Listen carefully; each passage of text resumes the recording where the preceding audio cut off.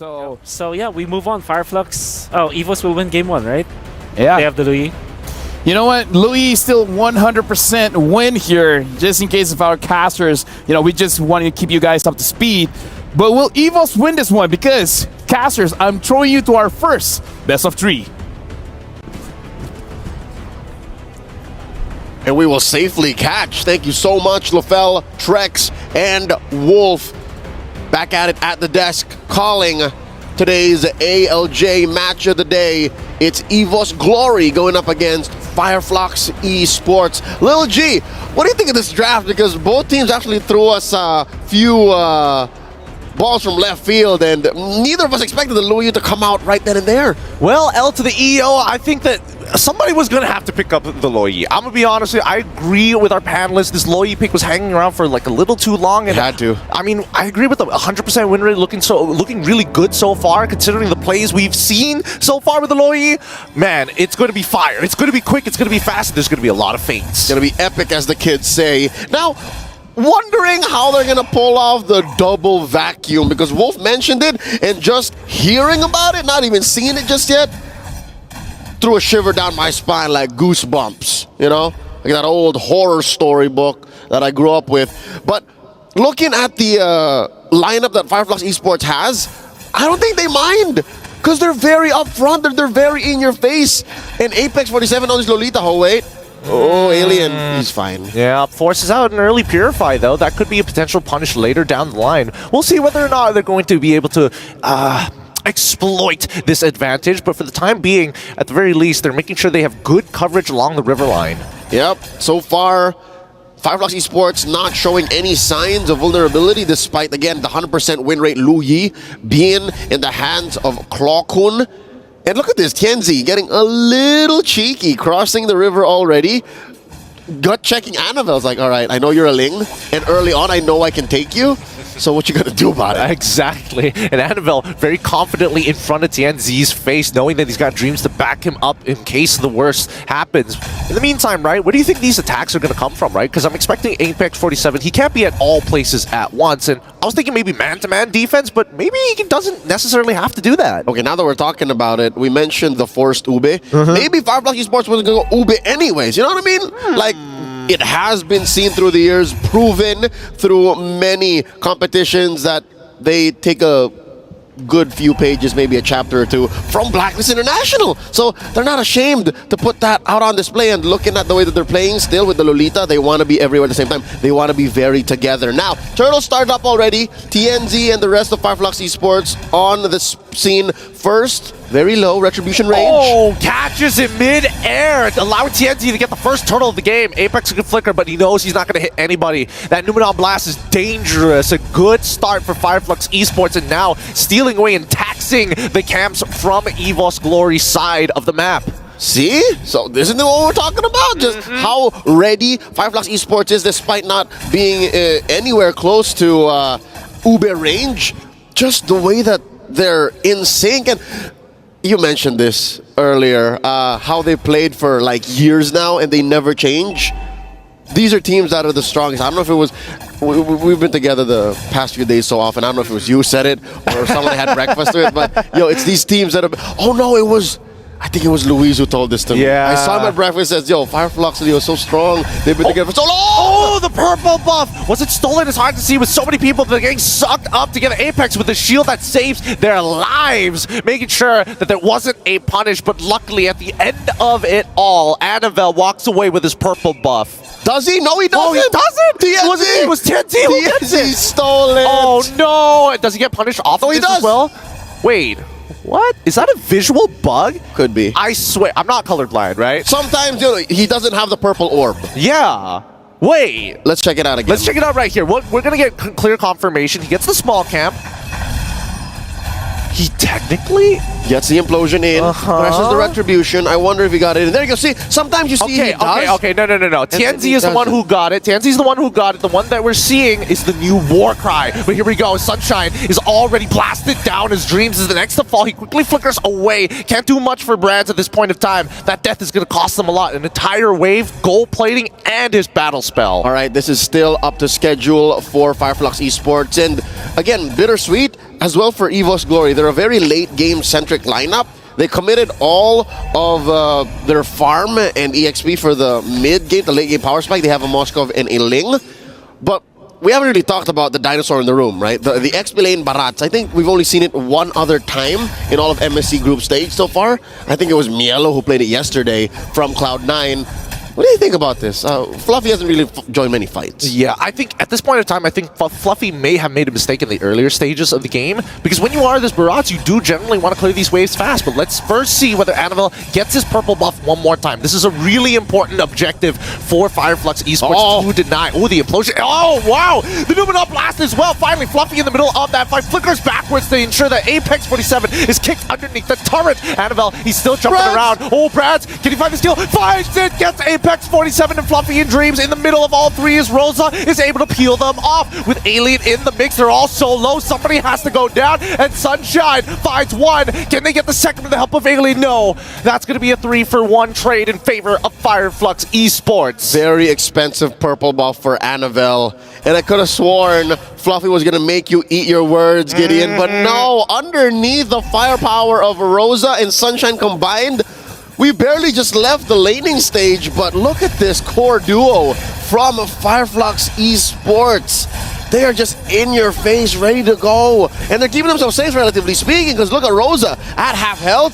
The Thorn Rose Queen is just ready to serve it up every day, any day. Annabelle, he still has his ult, but he should die here, right? He cannot play this.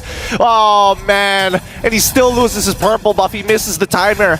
FireFlux, especially, I mean, at this point, the amount of value that you are getting from these Shadow Strikes, from Rosa specifically, right? It's just the fact that Evos Glory are clumping too close together, right? These purple buff fights are so dangerous in close combat. They may have gone overboard wherein you're, wait, hold on. It's Sunshine. Get him with the SOD. He's going to come in, finally the implosion, and Clockwind as well. Asbrand's going to get locked down, but it doesn't really matter. The damage has already been done. That Numenor Blast wasn't able to get Sunshine out of there. Too little, too late. As I was saying, Evos Glory, in that last team fight prior to this pickoff on Sunshine, they were two together. Way two together, man. Yep. There's very together, then there's two together. Yeah, I mean, they gotta be really careful, right? Uh-oh. Oh, can't mix up the definitions here. Apex bouncing back the correct targets, but Fluffy not really getting too much. Here comes Dreams, finally knocking Rosa back in. He can't get out, and Annabelle is able to secure the kill. Tianzi quickly running away afterwards, and now we are finally seeing Fluffy unlock from this lane, willing to sacrifice waves because he knows that CC is going to be a little slow to clear them up. Yeah, but all this while, Alien going in, clearing that first turret, gonna open the map up wide open, give Annabelle something to work on. Luckily, this is something Annabelle can do. This is one of the strengths of a Ling. Even if you are on your back foot, you can defend. Sunshine in trouble! Oh, he's going to get hit. Dreams, a little late on the trigger finger there. Yin Yang reaction connected, but there wasn't enough follow-up. Clockwood might be in some trouble. Tenzi's gonna get pushed away here. There's so much peel to go through. Yeah, but also a little too bold for Tianzi. Going 3v1 this early on, I know that he can, right? Mechanically speaking, the Baksha could kill the Lohi, but there were three, dude. It took him 2 seconds to say, never mind. Yep. He even committed the retribution as well. It's just like, I've already committed, right? I gotta get my money back somehow. We're here. Oh, here we go. 6 more seconds until we see Tianzi actually get his retribution back online. Annabelle still holding on strong, but he's leveled down. Now, FireFlux Esports continuing to control this space, and Fluffy, he's just taking, oh my goodness, he is absolutely eating so much damage, just soaking everything he possibly can. And the Numenor Blast already hits 3. Clockwood is going to fall down. Sunshine finds one with Rosa, getting the second, and they're going to completely give up the neutral objective. This purple buff needs to be rushed out before TNZ says hello. He doesn't have the retribution, but it doesn't matter because Annabelle does. He quickly gets on out of there with the Tempest Blades. Finch poises and says, hey, I'm going to start pushing the bottom side, and FireFlux going to chase. Come get me, says Annabelle. It's been a tough past 5 minutes for Evos Glory, specifically Annabelle. Man, they got a little mini game going on within this game 1 of this series. It's like Charizard in that little corner. It's like, okay, there's the rest of them I have to deal with. Can I get the purple? Because I need it. That's just the nature of the beast here. I'm a Ling. 3v1 on Alien, who, by the way, rarely leaves his lane. Like for the past, 9 minutes of this bout, he spent a record 30 seconds out of top lane. Well, here's the thing, right? Because of those 30 seconds that he slowly accumulated, he is significantly ahead of Barat, right? He's been getting farm from fights, from lane, and it looks like the Lui's map folding abilities. Oh, wait. Oh, Sunshine gets out of there with the BMI. Quickly has to use his Purify as well. Clockwood is looking to finish them off, but look at the mid lane, right? We are seeing that Brad's on the same, receiving the same type of punishment. They trade marksman for marksman, and now, does it escalate further? No, Rosa just doing Rosa things, making sure that they get taxed whenever they make contact. It's a little more painful for Brands. He died inside his base. Oh, what is happening? What is happening right now? It feels like Brands is trying to recover from the previous game loss. I mean, they've been just going like 1 win, 1 loss all the way through the groups. That's just how Evos Glory is, right? That's their characteristic and their run in Season 13 as well.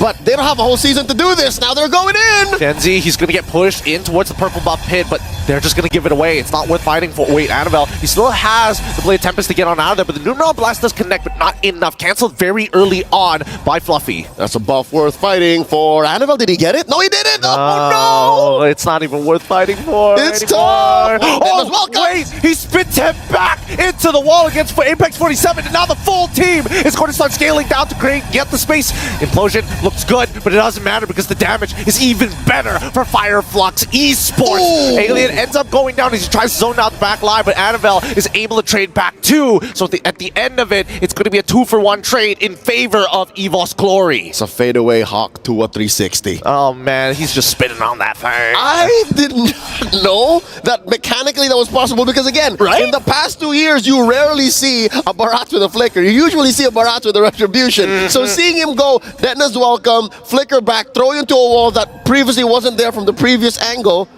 is a pretty impressive goal. And now, Evos Glory, the map's opened up for them. They're on the offensive. And this is why Louis is so good. Annabelle just chasing these kills. Blade of Tempest already coming out. Oh, the Numenor Blast does connect onto 2 though. Retribution committed onto Annabelle with no Finch points. He's in trouble. TNT, he wants to get the kill. Fluffy says no. Tries to split him to Rosa, but Alien takes the shot for Rosa to secure Annabelle. What a team play as Fluffy falls to Alien. Call it a royal comeback. The Thorn Rose Queen.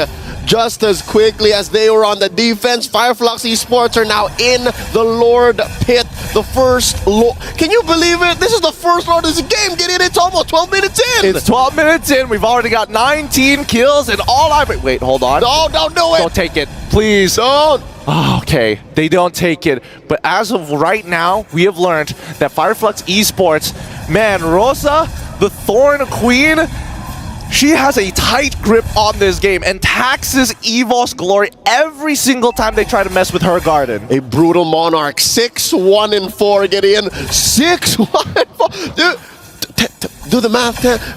80-90% of all kills in this game, Rosa has been part of. That's how important this Valentina is. And I can't even put a finger on what ults this Valentina is stealing. Like, a lot of those kills, it's just the normal kit of the Valentina doing work. Yeah, and, I mean, there were times that Rosa has taken an implosion. Wait, the other time took the Daytona's welcome. So really, it's very situational, right? Rosa being very, very fluid with the way that they're utilizing the IMU.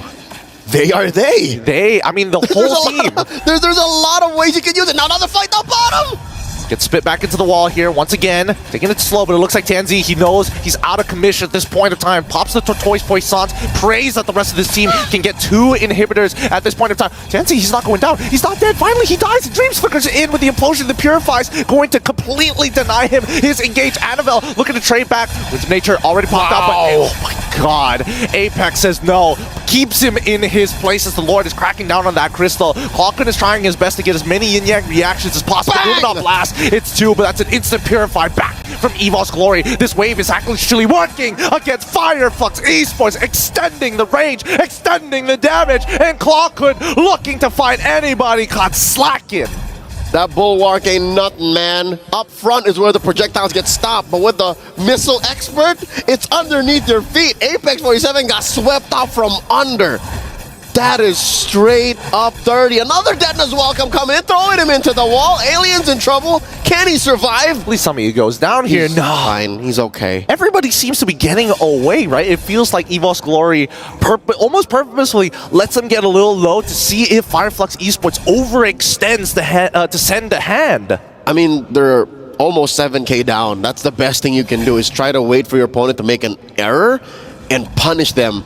But when you're staring at a base that's just one inhibitor left, I don't know what's left in Evos Glory's arsenal except for wait till the late game. Well, at this point, the ultra late game. I'm wondering what Brands' items look like, because I saw him throwing some spears at a couple members of FireFlux. Oh, Annabelle! Can he get out of this? He's been knocked off of that wall. Tempest of Blades already come. He dodges. He dodges it. He tries to get in. Oh my god, Fluffy is now sent out of position. The care package has fallen into enemy hands. And even also taking the Blade of Tempest to get on out of there. Zones them all away. Evos Glory.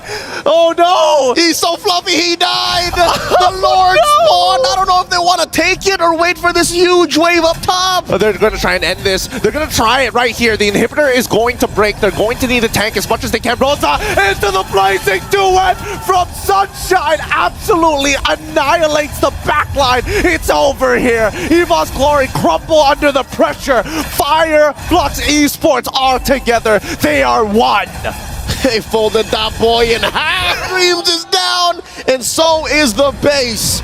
Game 1 goes to the Turkish. Gideon, I get it now why this is the ALJ match of the day. What a high-octane matchup from start to finish. Man, both sides. I mean, just, it feels like FireFlux is getting better and better and better as all of these games go forward. So apparently the answer to the league is the CC as well. At this time, Alien got a lot of farm, ton of farm. Went up against the Barretts, which I understand why Evos picked this Barretts up.